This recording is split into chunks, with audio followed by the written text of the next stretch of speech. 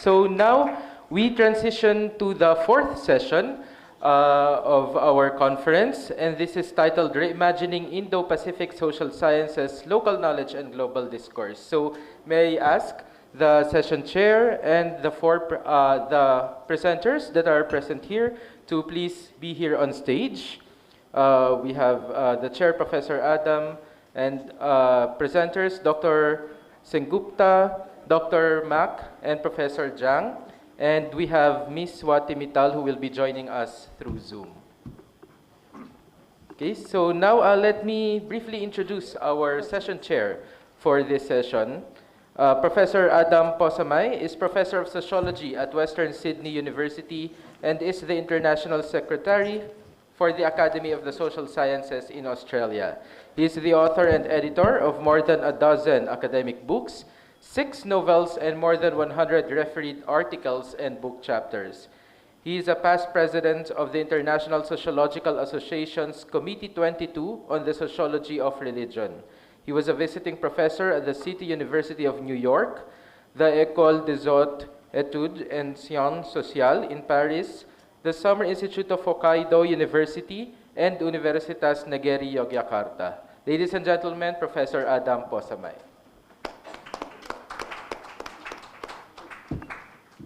Thank you, Miguel. And what a conference. And so far, there are so many themes emerging from this conference. One of them, which comes out very clearly to me, is being reminded, as we all know, that social sciences is far from being universal. And that, as social scientists, we must be reflexive of our work, as we are not external and completely neutral when we study a society. As researchers, to borrow from Pierre Bourdieu, we all have a habitus, meaning that we all have internalized our cultural background, social position, and preferred research methodologies and epistemologies. The breadth of this paper and this conference are not only an opportunity to share knowledge, but also an exercise in getting us outside of our habitus and even out of our comfort epistemological box. I'm delighted to chair this session, which explores how knowledge is produced, valued, and circulated. We will hear how social science can challenge epistemological hierarchies and support pluralistic forms of knowledge. And most importantly, how Indo-Pacific scholars can shape global discourses without being, in return, subsumed by these. I have the grand pleasure to introduce you to our first 2 speakers from India, Dr. Roshni Sengupta, who is Professor of Politics at IILM, or double IILM, I'm not sure how to pronounce that, University Gurugram, and Swati Mittal, who is a research fellow at the Manav, Rachna International Institute of Research and Studies. Professor Sengupta has previously taught at UPES in India, at Jagiellonian University in Krakow and Poland, as well as in Leiden University in the Netherlands. She will speak to us about building local epistemologies and knowledge creation in the Indo-Pacific. Swati Mittal graduated as gold medalist and received the Dean Merit Award from JC Bose University of Science and Technology in India. Her paper is on reclaiming indigenous epistemologies in the Indo-Pacific and on decolonizing methods. We then moved to Cambodia with Dr. C. Tri Rith from the Cambodia Development Resource Institute, where he is director of the Center of Natural Resources and Environment. He was last year visiting professor at the Mahachakaram University in Thailand. His paper will be on transnational geobody of the Cambodia-Thailand border conflicts. We'll then close the session in Korea with Professor Won-Do Chan from the University of Seoul. He's president of the Korean Social Science Research Council and the first vice president of AASSREC. He's author of Hallyu and the Transformation of Asian Pop Culture and Empathy for Growing Happiness. His paper is on urban scene approach on reimagining soul cultural attractiveness. And I'm personally looking forward to be taken out of my known habitus and favorite epistemologies, and cannot wait to hear what they have to share with us. Please join me with a big round of applause to welcome them.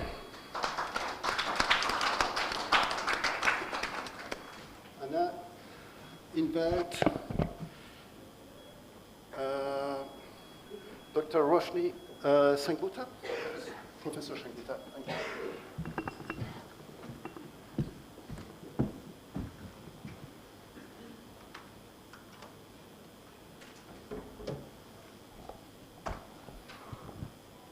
Thank you, Professor and Chair of the panel. I'm happy to be here today.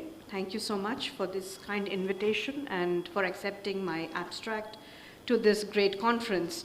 I'm going to be speaking about building local epistemologies, as Professor had mentioned a little while ago, and knowledge creation in the Indo-Pacific region, and thereby challenging Western dominance. Let's start with a couple of questions. Who gets to produce legitimate knowledge in the global system? We all know the answer. Whose epistemologies are rendered universal? We know the answer to that too. And therefore, as a result of that, what sort of epistemologies are marginalized? We perhaps know the answer to that question as well. But these are questions that really need to be asked and re-asked again and again repeatedly in order to make this, to break the universalized mold of Western academia. So I'm primarily working this paper with a hypothesis wherein I primarily state that Western epistemologies, even though they dominate global knowledge production, but Indo-Pacific scholars, like all of us here, are actively reshaping global discourses through hybrid, yet regionally grounded intellectual frameworks. So what are Western epistemologies? Of course, arising out of Western rationality, we constantly deal with Eurocentric historical narratives. A number of scholars in India are constantly branded as biased scholars because they do not conform to Eurocentric historical narratives. There is, of course, a claim of universality from which the Western academia sort of posits. And this is then reinforced by institutions like journals, universities, and granting institutions. I'm going to talk about this a little bit in detail later. So how does epistemic dominance operate? We've all been at some point in our careers victims of this. English language privilege is one. Peer review gatekeeping, a number of our works have been rejected or maybe rejected multiple times by several peer-reviewed journals because of certain kind of gatekeeping, which is, of course, reflective of this epistemological dominance. There are citation hierarchies, we all know that. Research funding asymmetries, certain kinds of research are funded, while others, again, are seen as biased or very much localized. So therefore, what we see is theory is from the West, while data is from the rest. So from us, we are data sets, but the theorizing happens in the West, right? Let's take a case in point, international relations theory. Now the problem is that IR canon is dominated by realism, liberalism, constructivism. Some of us here might be from political science, so pretty much get what I'm talking about, but this is largely Western. But now and post-colonial societies are always on the IR margins. International relations theory, post-colonial societies are, again, data sets, not the theoretical foundations. So Global South experiences are treated as anomalies, right? Some of us who are here from Global South, in fact, most of us would know this, would have already sort of been familiar with this. So as an impact of this kind of gatekeeping, you see that Indo-Pacific historical agency has been over time erased in many ways. But then you have a sort of a revival wherein, Global South scholars are now putting forward a global IR framework and therefore contributing towards reframing IR theory towards incorporating Asian histories, Asian hierarchies, and diplomatic practices. Environmental knowledge, again, the IPCC frameworks, dominated by Western epistemologies. Ecological metrics, again, dominated by Western epistemologies. What you find is a one-size-fits-all sort of a conservation paradigm, right? So the localized contexts are not really taken into account. But from the Indo-Pacific, you have several indigenous and local systems that have now found voice, let's say. The very fact that we here are sitting in this convention and listening to each other, discussing these issues, is evidence of the fact that indigenous and local ecologies and local systems and knowledge systems are finding a voice, right? I have a problem with this word indigenous, but I will not go into it. Again, a product of Western epistemology. So as far as cultural theory and identity is concerned, again, we have Western epistemological dominance, postmodernism, psychoanalysis, liberal multiculturalism, completely sidelines non-Western identity formations. Of course, the breaking of this epistemological dominance has happened in the form of, let's say, an Ashish Nandi, who's put forward psychology of colonialism and looked at psychology of colonialism, or Ngugi, who looks at decolonizing the mind. But I'm going to end my presentation with a question, so maybe think about these issues a little further. So what we are seeing now is cultural self-articulation outside of Western frames to some extent. The fact that we are here today is evidence of that fact. So what you see is epistemic marginalization, wherein Western theories or Western epistemologies are seen as universal theories, and local knowledge is categorized as folklore. Right? So therefore, Western frameworks define research validity, and whatever else happens is seen as folklore or outside, marginalized. Right? And here, I would also like to bring in the point about professional incentives, which align towards Western recognition. Right? So anything that is not recognized by the West is seen as invalid. In terms of Indo-Pacific as a strategic concept, it was initially a Western geopolitical construct, but you see increased influence from countries like India, Japan, and Australia in the Indo-Pacific. So it is no longer just a Western geopolitical construct, but it has regained a life of its own. So the regional narrative is being reshaped and reset in some way or the other. So you have the security and growth for all in the region vision of the Indian government, primarily Prime Minister Modi's vision here, which looks at this, realignment of regional powers, not shaped by the Western paradigms.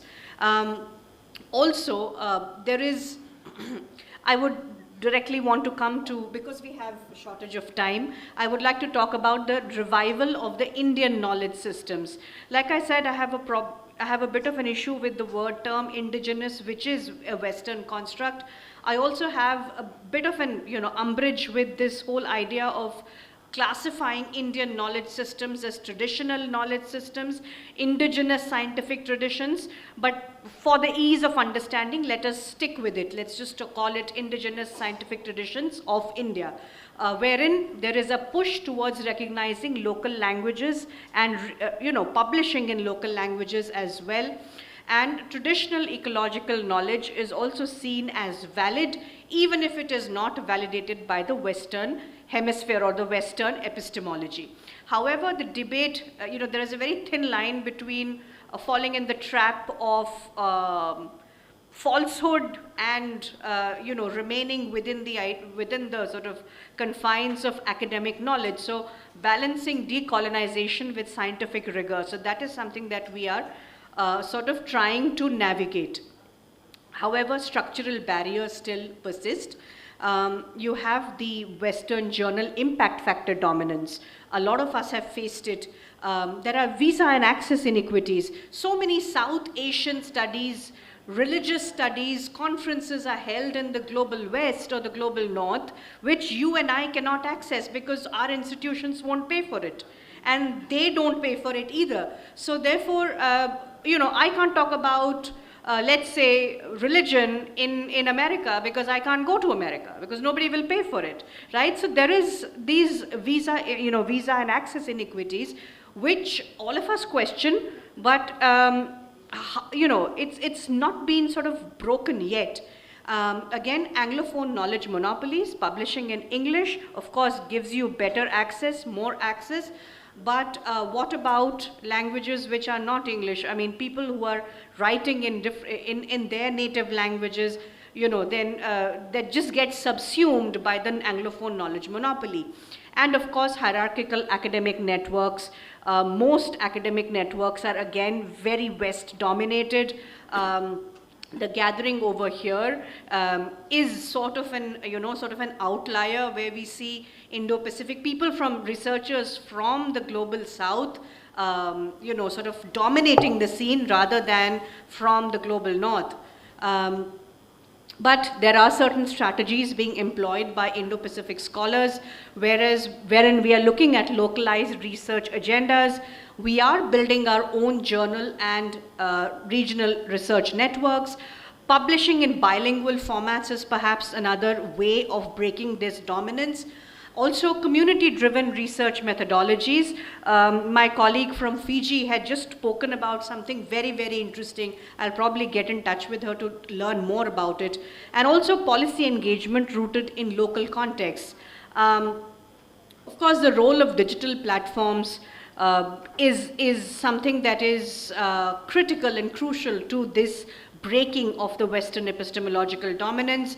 Open access movement. Again, open access is inaccessible to a lot of us because it is so expensive. A lot of us cannot afford to publish open access because our institutions won't pay for it, right? Also, indigenous digital archives. Again, I have a problem with the word indigenous, but for ease of understanding, let me just use it. Online regional collaborations. I think we can sort of not horizontally, but so not vertically, but horizontally collaborate online. The world of the internet gives us that flexibility and democratized dissemination beyond Western university publishers, right? When I was teaching in the West, I was always told that your publication will have validity only if you publish with a Western university press. So we've all seen this. I mean, all of you are familiar with this gatekeeping. What else is there to call it? Now, why epistemic pluralism matters? Because no single knowledge system is universally valid, right? So let's look at a hybrid knowledge system. Let's look at historical agency for all communities, all marginalized groups across the world. It will only enrich global academic discourse and reduce intellectual dependency. To conclude, I hope I'm not overstepping my time limit. Western epistemologies dominate structurally, we know that, but Indo-Pacific scholars, all of us sitting here, are not passive absorbers anymore. We are shaping hybrid global discourses. Local epistemologies are providing these alternative lenses through which we are looking at research, and true global knowledge requires this kind of pluralism. So therefore, challenging epistemic hegemony is essential. For a balanced global academic architecture, we need to do that. We need to break this Western dominance and more inclusive policy debates, and also to empower Indo-Pacific intellectual agency. So therefore, let me end with this statement. Knowledge must move from unilateral universality to dialogic plurality. So let's think of a time in future when, if I look at my history or my social structure or my society through an Indian lens, I am not seen as a biased researcher, but when a Western person comes and looks at my history and says certain things about it, I'm supposed to believe them. Let's look at a future when that doesn't happen. Thank you so much. Thank you so much. And I'd like to invite Swati Mittal, please.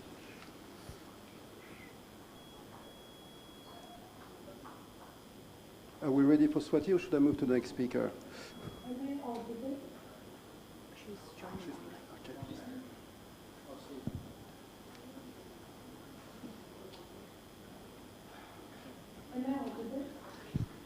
Wonderful.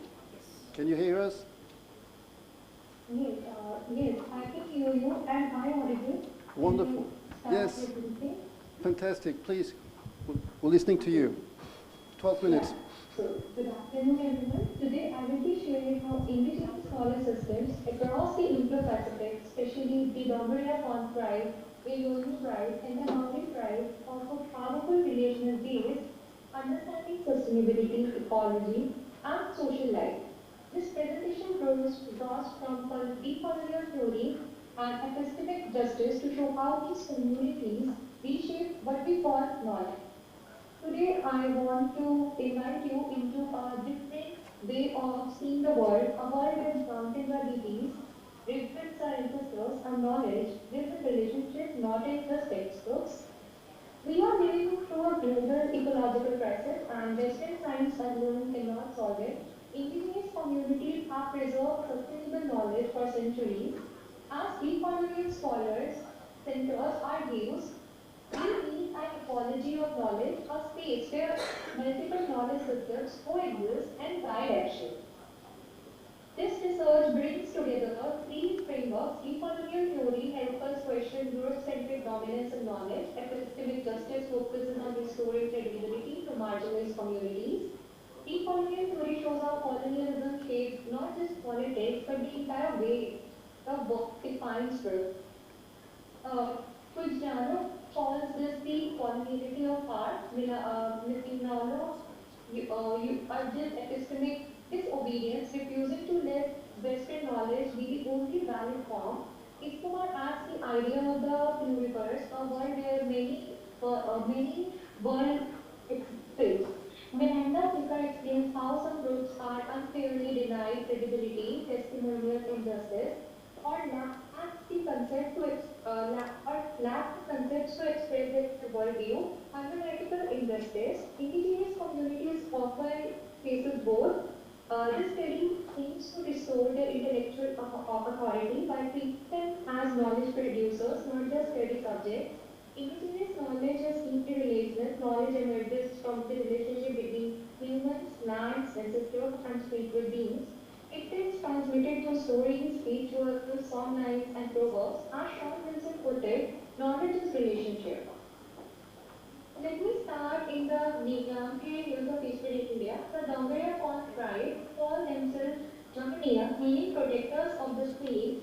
To them, nature is not scenery, it is a king. The mountain near Praja is not a metaphor. He is literally their ancestor, guide, and protector. When Vedanta resources attempted to mine bauxite from the Niyakiri, the Dongoria tribe responded not with abstract arguments but with spiritual conviction. One elder told government officials, it would take the mountain to take a god. It would take a god, would take a life. Statement transformed the entire legal battle. In 2013, the Supreme Court of India ruled that the Dongoria themselves must decide the future of the mountain. All 12 village councils unanimously said it no. This is more than environmental activism. It is what Walter Minato calls epistemic disobedience, resisting colonial declarations of development by asserting one's own worldview. Dongoria reminds us that sustainability is not a prophecy, it is a relationship. Now let's travel to Ireland land in Northern Australia. A number of people follow Rome cleaning law and Gurugram kinship. Their kinship system doesn't just include human relatives, it includes birds, tides, wind patterns, and stars. Their song lines, Manipur, act as as maps, displays, and ecological textbooks. As one Olo leader says, the land knows us, the sea knows us, we belong to it. In one Gurugram indigenous protected area, Manav vendors blend ancestral fire knowledge with satellite-based ecological monitoring. This is not traditional knowledge being added to Western science, it is a co-governance, meaning a meeting of equals. Their fire management practices are so sophisticated that they now contribute to national carbon credit project and greenhouse gas reduction. Like Honor shows what happens when indigenous knowledge is not romanticized but respected. Maori knowledge centers on Wakapa, linking humans, land, and sisters. Their principle takes environmental custodianship. In 2017, Bantunai River was granted legal personhood because, as the model says, I am river and the river is me. This blends law, ecology, and spirituality.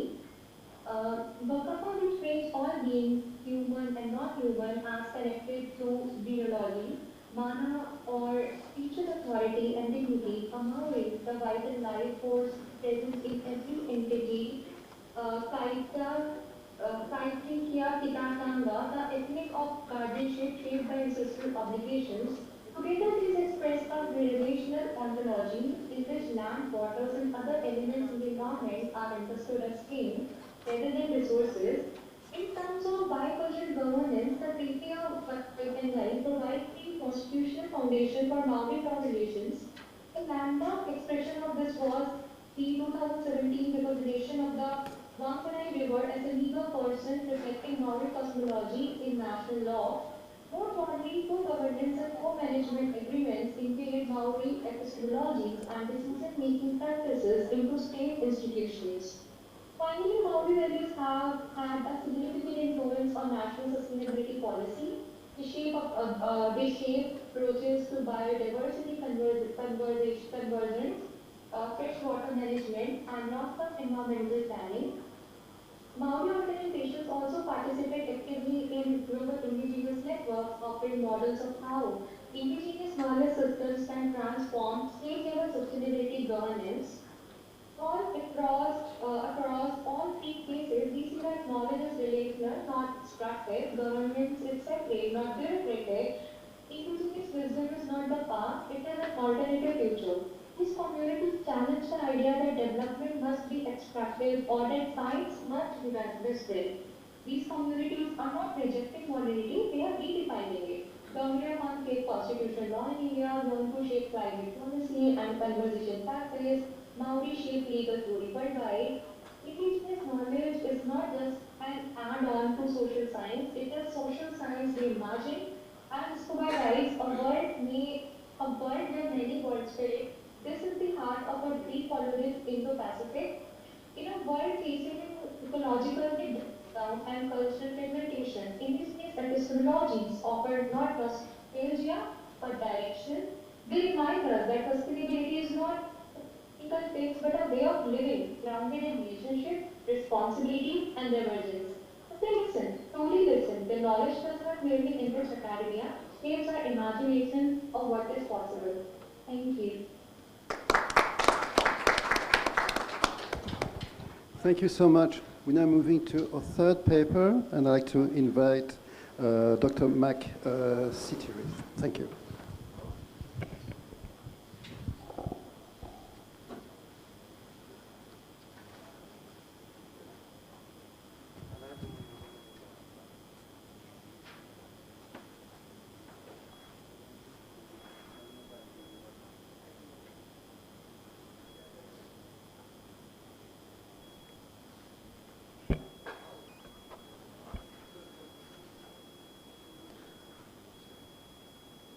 Good afternoon, friend, colleague.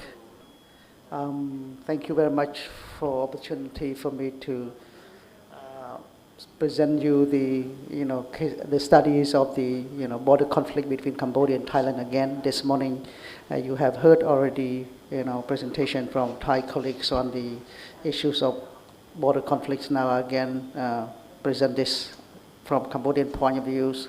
My name again, Max Cesare. I'm from Center for Natural Resource Management, and Cambodian Development Resource Institute, and my presentation will be focusing on some key points, probably 10 important points that I will be speaking.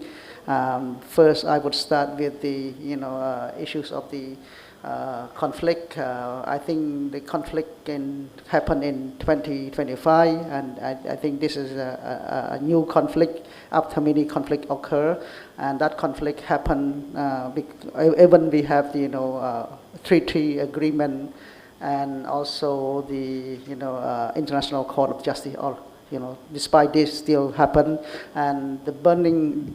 This conflict happened after many conflict. One of the conflict was the burning of the Thai embassies in 2003, and then there was also another conflict in relation to the relationship between Cambodian prime ministers and with the Thaksin Shinawatra family, and that has had implication on the relationship of the two countries.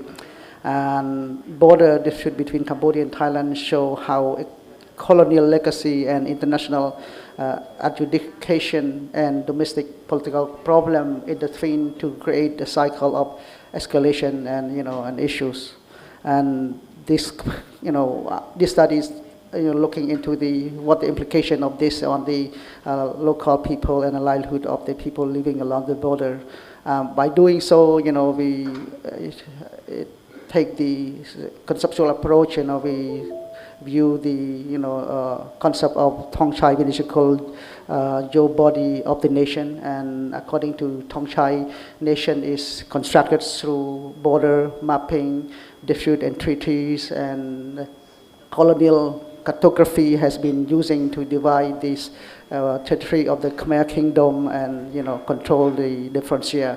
And there were several treaty and agreement between France and Siam. The 1893 Franco-Siam Treaty defined the geo-body of the Thailand and also the Indochina, and the 1904 and the 1907 Franco-Siam Treaty again delineate the present body of Cambodia. Despite that, the situation evolved, and that create tension remain, and conflict between two countries have evolved from time to time. So I think this has been influenced by the colonial legacy, but at the same time by the power struggle between the two countries as well. So another concept that we be using to understand this problem is the imagined community by the Benedict Anderson, and that defines also the state and the nation. The nation is socially constructed, imagined by the people who perceive themselves as part of the shared group despite never meeting most fellow members. Nations are contested with competing narrative, border and history, producing conflict and continual reimagine. And also the print media has been used by ruling elite to disseminate information and idea, creating a sense of shared identity and community among individuals who may never met. And this shared identity was crucial for the formation of the nationalism. And however, another surgical approach discuss about the state and state have exclusive sovereignty over fixed territory, and state are container of the society, and this limit how we understand global politics by treating state as the natural and only scale of political life. But then some of the issues, some of the things happening beyond the border, beyond the territory, and so then it's important to recognize the role of the a search space. The search space is also important concept. Introducing between two countries, there is interaction among the people and the population in the border area. So this concept of search space highlighting how the state that work together, across the boundary. By having this by having this theory, we are constructing the approach of understanding the border conflict. We build the ideas of transnational geobody, and that has connect with the other 5 important concepts, which is cartopolitic, and also the secularization, the diversion, how elite framing temple and border area as an existential threat to deflect attention from the domestic conflicts, and the issues of the 2-level game, leader bargaining internationally while securing legitimacy at home. And the 4th important concept is also linking about the symbolic geopolitics to the the internal conflicts, and the number 5 is performative sovereignty, in relation to the use of deployment and flags and so on to perform their sovereignty. So this is some of the elements that connect to the understanding of transnational geobody between the 2 countries.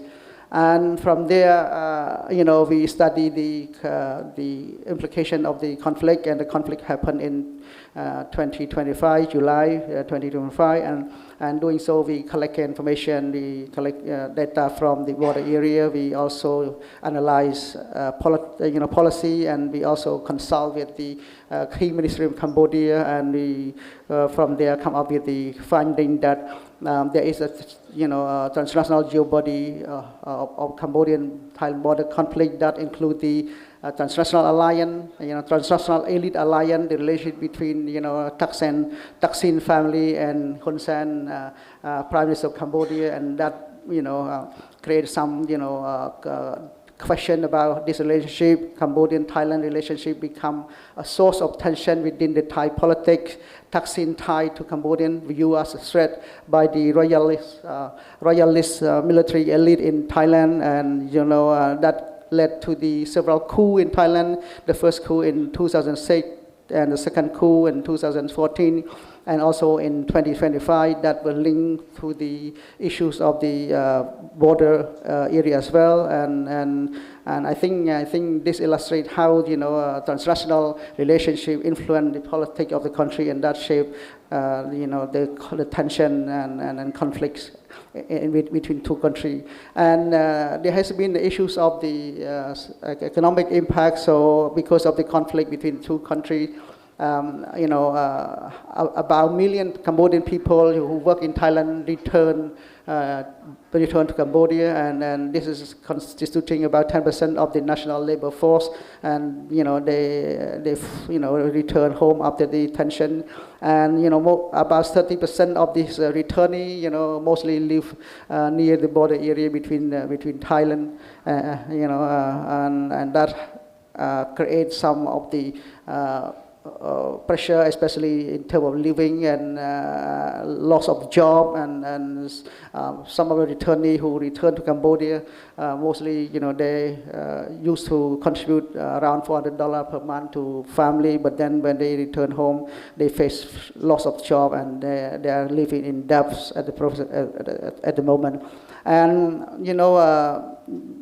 in relation to this conflict, about 161,000 people displaced, and they lost their home around near the border area given the conflicts, and also I think business across the border has been disrupted. The import product from Thailand to Cambodia has been stopped, and also some of the students could not go to school. 600 schools closed, and affecting 150 students, and also 659 scholarship students returned from Thailand to Cambodia, and this is an issue, and over 130,000 farmers in 5 provinces impacted by whole import and falling prices. This is a kind of pressure, and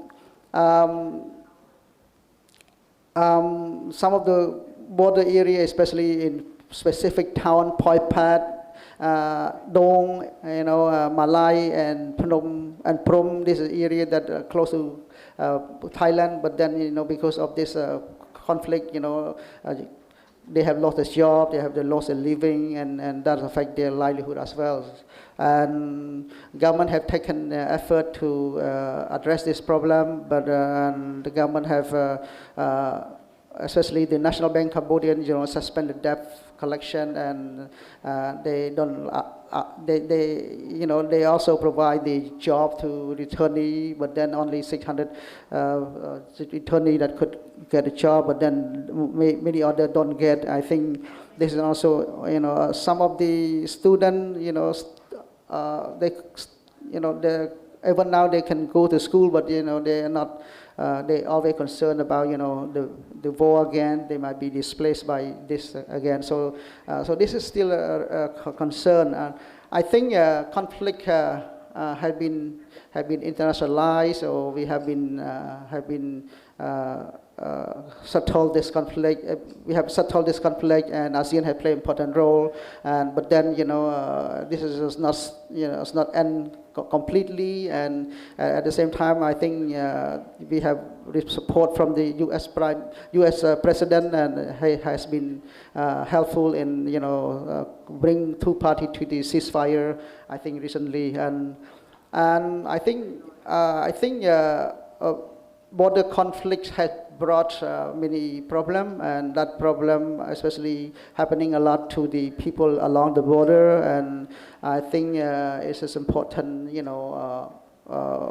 both countries need to work out how to stop this, and important role of ASEAN has to be taken into account. And I think cross-border dialogue and collaboration of between the two neighbors should be consult, and I think that could end, I think, the conflict. And I think this this is is a thing that we need to take into account seriously, and both countries, and especially ASEAN, has to play an important role in this conflict. So I think, thank you very much.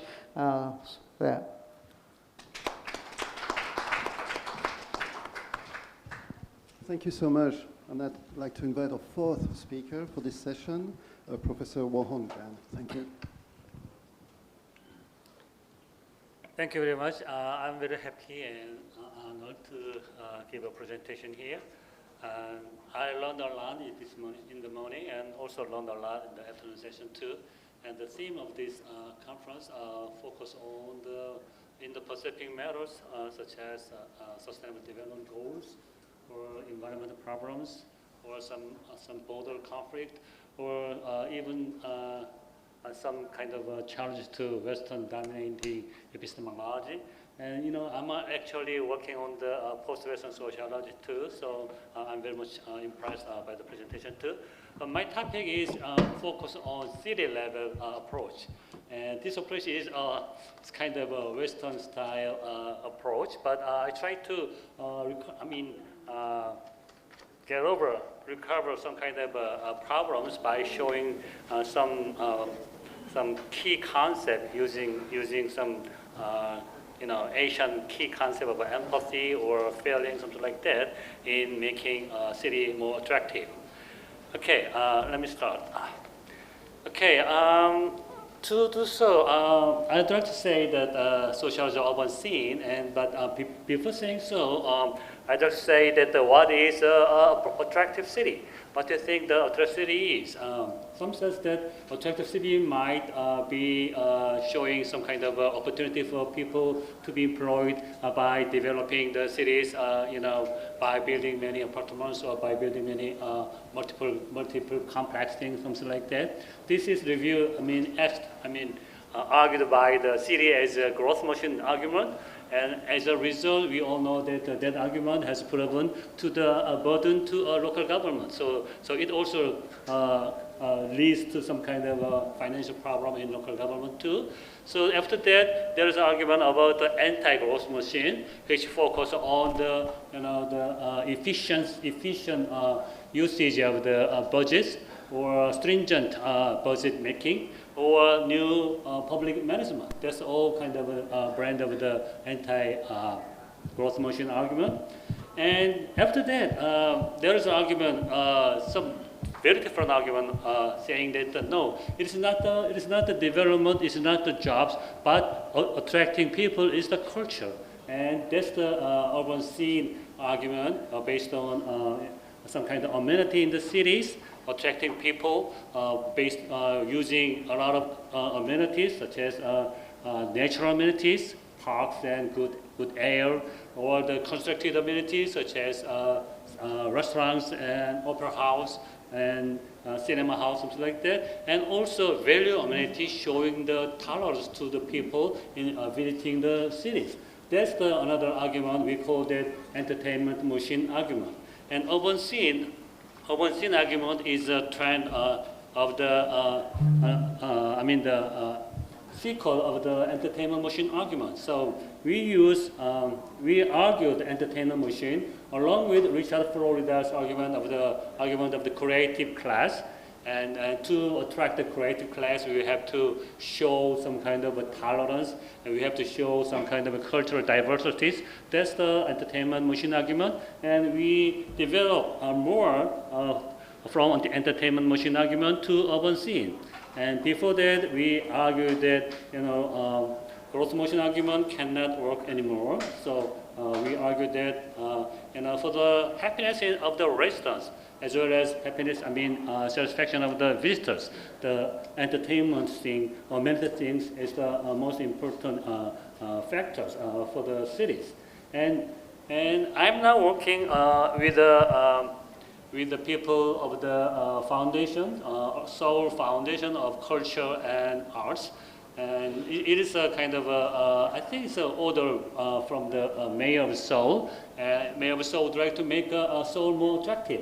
I think Seoul is a very attractive city, but he wants to make Seoul more attractive because he want to become, I don't know, but become president of the next term.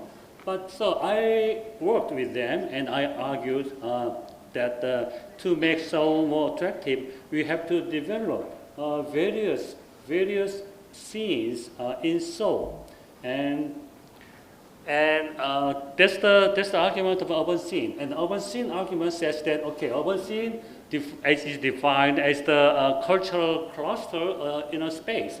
And when you go to some place, you are impressed by the cultural characteristics, very strong cultural messages in the space. That's the urban scene. And we says that urban scene, there are diversity and strength of urban scene are the major factor to attract the people, to attract the visitors. So that makes the city more attractive. And we have a very large research group, including the research group in United States, and in America or in Europe and even in East Asia, and especially the Chinese research group are very famous and they are very productive. Okay, so urban scene has 4 components: physical structure, population characteristics, events and value atmosphere, and the physical structure may be in a cafe, theater, and galleries. Population, they some kind of people. We include residents and businessmen and visitors, and they who shares the common cultural taste. Events, dynamic activities expressing local identity, also festivals, that's the events. And atmosphere, as I told you, is the attitude and values which are shown in some specific spaces of the cities.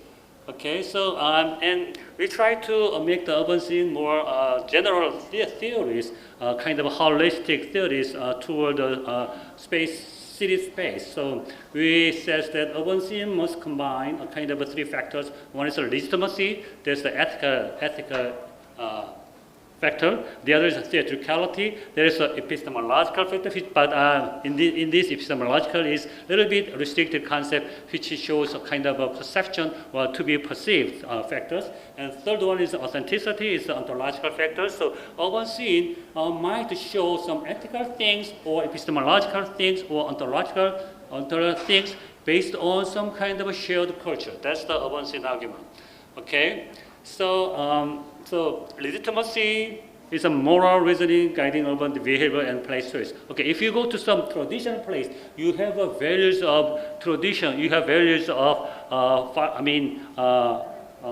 keeping the traditional values as very important. That's why you go to some traditional places. If you go to some kind of a bohemian place, you have the values of the very free and expressive values. That's why you go to that place. That's the litmus factors. Theatricality. If you go to some kind of glamorous space, you have the values. This space should be perceived as glamorous. If you go to transgressional place, you might think that some place must show transgressional things so that I can feel a little bit freer. That's the transgressional values. And that kind of thing is the theatricality factors. And authenticity shows that if you go to some Japanese restaurants, if you go to some Chinese or Thai restaurant, whatever, you go to some kind of identity. So that identity based on ethnicity, identity could be based on nationality, identity could be based on locality too. So that's the authenticity matters. And we are arguing that, and these values should be shown in city spaces. So let me show that. Let's skip that because I was really limited time. And okay, so let's see. Artistic scene, maybe you have a self-expression and glamorous, the characteristics. Bohemian scene, you have self-expression plus deviance characteristics. Global scene, utilitarian or corporate identities. Nightlife scene, you have self-expression and glamour and local identities. This kind of different values combine to show some specific urban scenes. And let me say that in many cities too, they are showing this kind of scenes. Traditional scenes, maybe Kyoto, Gyeongju, and Seoul, Bukchon. If you go to Bukchon, you can see a lot of traditional housings. Egalitarian scene, you go Amsterdam, San Francisco, Copenhagen. You feel some kind of egalitarian spirit. And Seoul also, Seoul Seongmisan shows some egalitarian spirit too. Or glamorous scene, if you go Hong Kong, Paris, Las Vegas, or Seoul, Apgujeong, they show some glamorous factors and scenes.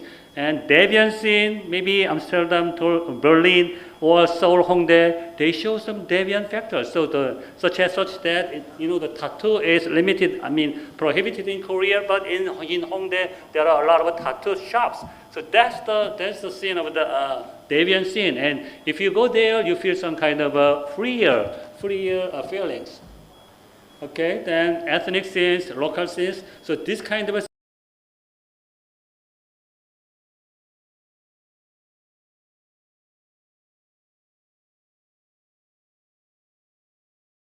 characteristics or national characteristics. We should focus on global standards as well as local characteristics. That's why we are the reason why you are saying that is we include the concept of empathy for the attractive cities. An attractive city must shows people to feel empathy. Empathy is kind of a feeling to go to the other's shoes. So if you go to a space which is very similar to your culture, you feel empathy. But on the contrary, ironically, if you go to a space which is very different from your culture, you also have some kind of feeling to go into the other's shoes. That's also kind of empathy. So what he argue is that we should show this kind of empathetic scene, including global standards, and as well as very local specific cultural characteristics. So, and this is the kind of a mechanism, the methodology to measure the strength of urban scene. The most important one is the high diversity and high intensity, which is a very comprehensive scenes with powerful strengths. And if a city has a high diversity and high intensive, we argue that the city could be very attractive. I'm sorry to saying so fast, but to this, the reason why I want to say this kind of very fast way is that I want to say one more thing. I don't know whether you are familiar with the World Congress of Sociology, which is held every 4 years. which could be a kind of Olympics of the sociology. And I'm chair of the local organizing committee of the World Congress of Sociology in 2027, Gwangju, Korea. Gwangju is a very important city in terms of Korean democratization. Gwangju social movement are very famous, and this is why we hold the World Congress of Sociology in Gwangju, July 4 to July 10 in 2027. And not only the socialists, but all the social scientists participate in this Congress. So we all welcome you, and we try to, one of the themes of this Gwangju Congress is including the Global South sociologists. So please have interest in ISA World Congress of Gwangju 2027. Thank you very much. Thank you. And as a member of the International Sociological Association, I haven't missed a World Congress of Sociology for many years, so I strongly recommend attending the World Congress in a couple of years. So thank you for all your papers. And as always, I'm delighted to learn so much, getting new knowledge from different perspectives. And I'm going to start maybe with the difficult questions, hoping that you will think of some questions afterwards. But this is a question for all speakers. And you've been speaking about the global knowledge, and some of you have adapted that global knowledge to local knowledge, or you've worked with traditional knowledge or created new local knowledge for the local. So, and we've heard about the difficulties in transferring the local knowledge to the global discourse. So my question is that if you had unlimited resources, what would you do to shift this process and move from the local knowledge to global discourse? Who would like to start? Can you repeat the question again? It's hard to understand your question. If you had unlimited resources, how would you be able to move all your findings and research from the local knowledge to the global discourse? How? Yeah. Shift around. How? Can I answer first? Oh, yeah, sure. When we see the popularity of the Korean, I don't know whether you are familiar with the Korean wave, K-pop or Korean dramas, and that's the cultural content, local cultural content. And by analyze the Korean wave, I have conducted a research for 10 years to analyze Korean wave. I try to raise a concept of the Korea-specific concept. The concept is a female universalism to explain why the Korean wave can be so much successful in all the globes. So that kind of things, making a general theoretical concept based on local context, and not only to recover from the Western dominance, but also to propose a new agenda or new creative things to global academia. That's what I want to do, if I have unlimited resources. Thank you.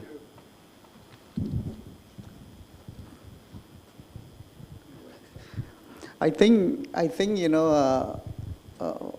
remember when we go from local to globalization, we know that some of our local knowledge has been disappear.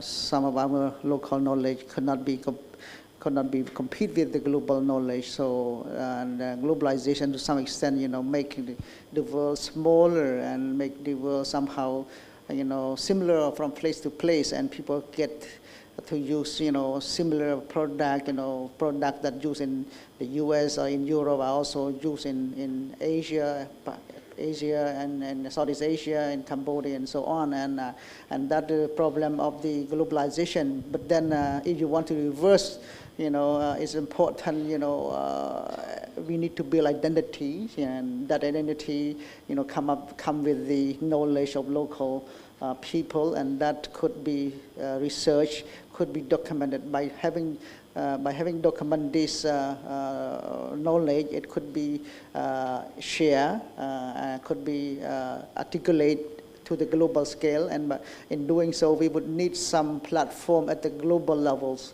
so that support local initiative to present the local knowledge to the global, and to do so, it is important to work with the academic community to really support local researcher, social researcher, to really be able to present this at the global level. I think in doing so, it is important to participate regularly, annually, and then present this to do so. And in doing so, it is important to build a local framework, local system that could support local people to produce the local knowledge and document the local reality to the global. And to do so, networking would be important. And to doing so, it is important to build a space that could allow this to happen. And to doing so, it's important to build a capacity. And that capacity, should be focusing more on the local level. So, and I think this is important that social research social science play an important role in bringing that up. And by doing so, we would rely on the local people to do that. And I think social science, could be a tool that, bring this up to the global level. Thank you. So, like you said, if I had unlimited resources, I would do two things immediately. One would be trying to make social science and humanities more attractive and more accessible to young people. How do we do that? Through social media access. They are constantly exposed to social media. How do we make these more academic discourses or academic disciplines, which is perceived by them as being more academic, more accessible to them, more attractive to them, and more attractive in the sense that they understand it. They internalize it, and they don't just brush it off as something that they don't need, is useless knowledge, it's not going to help them get a job. So, that gap is something that I would, that one should try to bridge with unlimited resources. And the second is, because I also study media narratives, I think the Global South really needs to reposition itself in the global narrative. And it should reposition its global narrative in a way that it is not seen as people countries or post-colonial societies who are still challengers to the global Western dominance, but as powerhouses in their own right. Now, who's going to tell us that? We still have the West telling us that China is a powerhouse, India is a powerhouse, somebody is not, somebody is. Let us try, if we have resources, to change that. So what do we do to change? How do we make that happen? I think more discussion around local issues, local epistemologies, local discourses, local knowledge systems, and breaking these categories of indigenous, which are extremely colonial. I am afraid these categories need to be broken, reimagined, and re-explained or redefined. Thank you so much. I'd like to invite Swati Mittal. Are you still online? If you want to answer the question. Have we lost you? In case you're listening to us and you don't know what's happening, we're trying to bring you back. But okay, we're going to move on, and we'll try to bring you back in a few minutes. But do you have any question from the floor? Yes, we do have one. Do we have someone from the microphone? Perfect, thank you.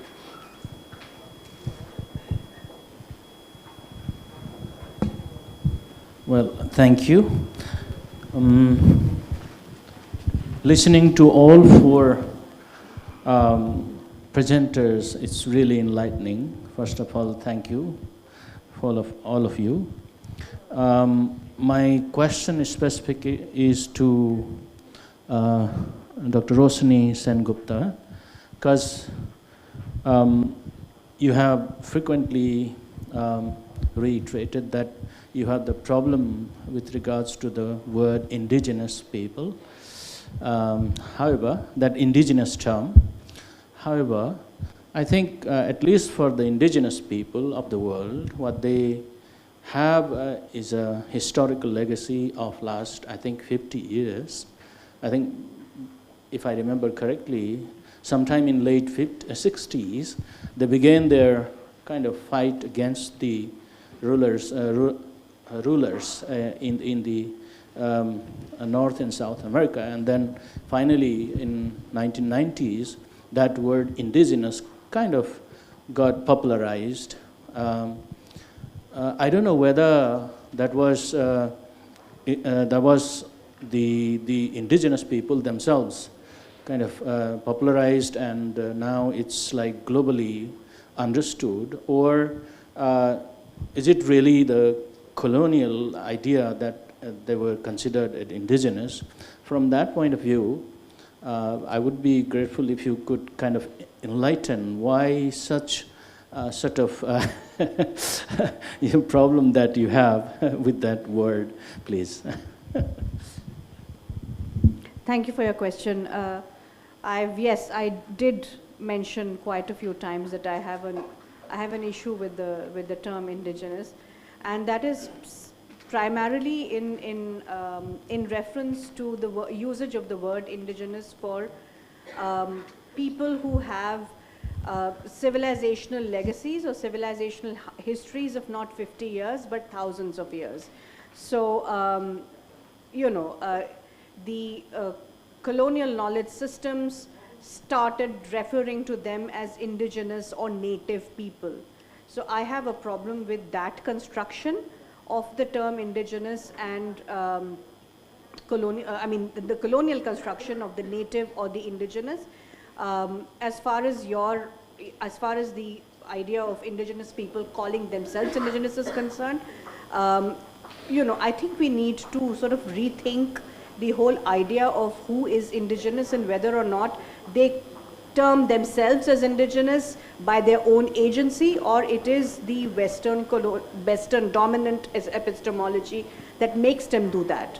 That is, accepted. So to make things easy, let us, use this term for ourselves instead of something else in another language which the world wouldn't understand, right? Are we missing out on something more fundamental, more local, more a discourse that is undiscovered, while just sort of making things easy for ourselves by adopting Western theorization on everything, is probably the question that I'd like to ask you back. But you don't have to answer. Thank you. Thank you. You can continue the debate afterwards. But is Swati Mittal back? No? Okay. We've got time for a very last one question, quick one. At the back there. Because we're very close to the afternoon tea. So a quick question and quick answer. That would be fantastic. My question is again addressed to Dr. Sengupta. Of course, I must congratulate you for such an interesting and bold presentation about the knowledge system.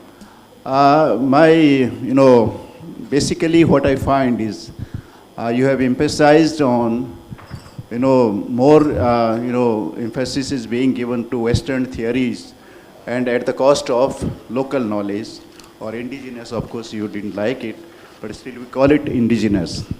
But the question is that, these Western theories became more popular in most of the countries.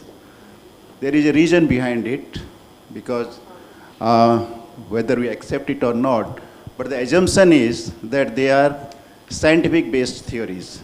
They are tested in the criteria of science, what it is, how it happened, and how it cannot happen.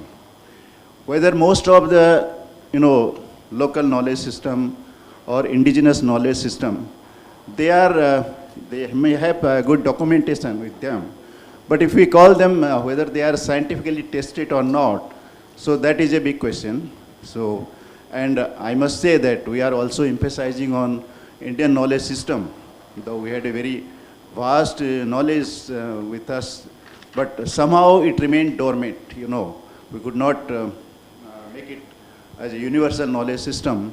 So what has been the reason for this, despite having such a rich knowledge, as well as in your view, why we should not accept this Western theory system?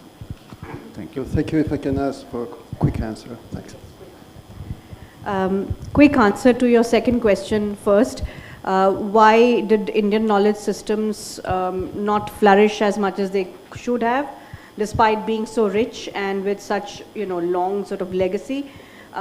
Simple answer, again, colonial gatekeeping. Indian knowledge was seen as native and therefore not important, not valid. So anything that is looked at from the non-Western prism is seen, you answered your own question, as unscientific, right? So if I say that Ayurveda, you know, prescribes certain things for a certain ailment, you would say it is unscientific. Ayurveda is unscientific, and because it doesn't pass muster in terms of the Western scientific knowledge system, of Western scientific epistemology.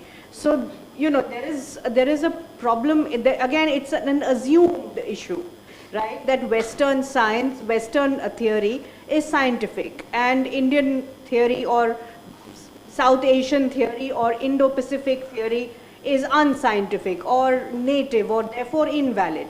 So the question of who validates me or who validates us is something that needs to be, you know, sort of considered more deeply, rather than just assuming that Western theory is scientific and therefore everything needs to be validated on the basis of Western theory.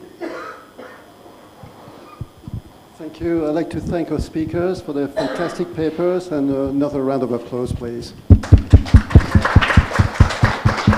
And please do continue the conversation at tea time, unless you want a break, of course.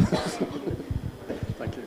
Thank you very much, Professor Adam, and of course to our 4 speakers for that wonderful session. So that was session 4, Reimagining Indo-Pacific Social Sciences. And at this point, we will have our afternoon tea. Again, our afternoon tea is served at that side of the room. And please be back at 4:30 p.m. for our last session for the day. Thank you. And please enjoy the afternoon tea.